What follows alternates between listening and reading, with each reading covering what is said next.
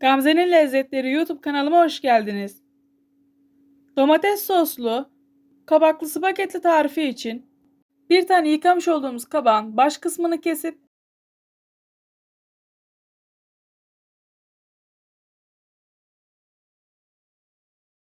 bir soyacak ile görmüş olduğunuz şekilde soyuyor gibi hepsini ince ince kesiyoruz.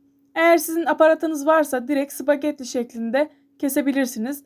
Ama aparatınız yoksa bu şekilde de soyacak yardımı ile uzun uzun ince ince kesip daha sonra hepsini bir kenara alıp görmüş olduğunuz şekildeki incelikte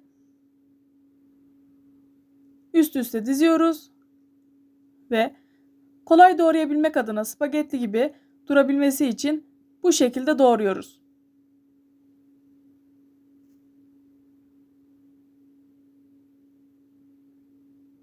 Görmüş olduğunuz şekilde zaten çok da güzel oldu.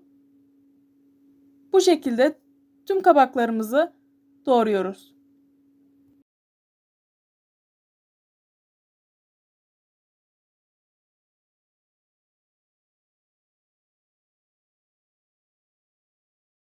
Tüm kabaklarımızı spagetti gibi doğradıktan sonra tavamızın üzerine göz kararı 2-3 yemek kaşığı kadar yağ ekliyoruz. Sıvı yağ.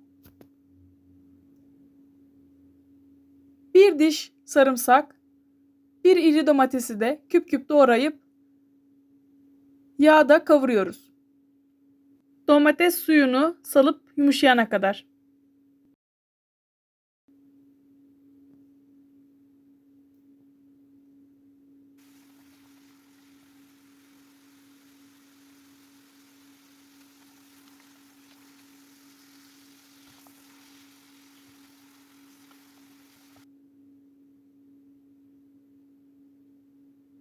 Domates suyunu salıp yumuşadıktan sonra içerisine kabaklarımızı alıyoruz.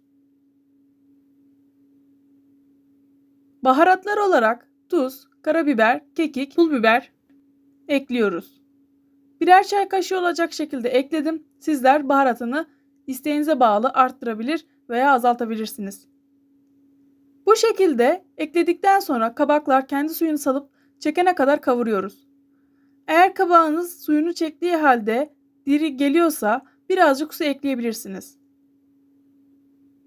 Kabaklar yumuşadıktan sonra domates soslu kabaklı spagettimiz hazır. Deneyecek olan herkese şimdiden afiyet olsun.